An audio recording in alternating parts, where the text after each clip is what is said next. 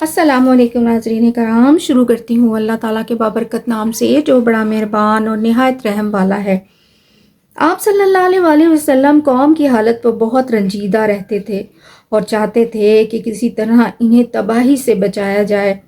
آپ صلی اللہ علیہ وآلہ وسلم تنہائی پسند ہو گئے اور اس کے لیے آپ غار حرا میں جانے لگے۔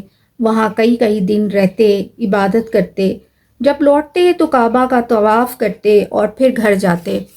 3 برس تک آپ کا یہی سلسلہ رہا، یہاں تک کہ آپ صلی اللہ علیہ وآلہ وسلم کی عمر مبارک 40 برس ہو گئی تو نبوت کے آثار نظر آنے لگے۔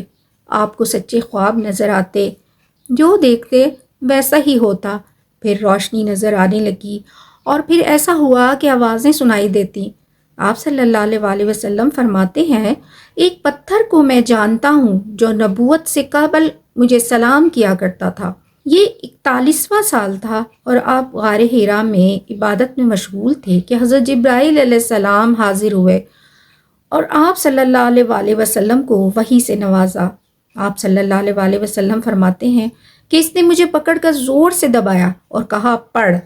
میں نے کہا میں پڑھنا نہیں جانتا۔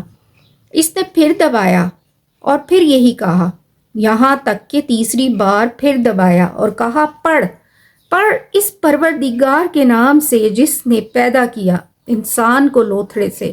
پڑھ تیرا رب بڑا کریم ہے جس نے قلم کے ذریعے علم دیا انسان کو اور وہ بات سکھلائی جسے وہ جانتا نہ تھا۔ آپ صلی اللہ علیہ وآلہ وسلم گھر روانہ ہوئے۔ آپ کا دل کانپ رہا تھا۔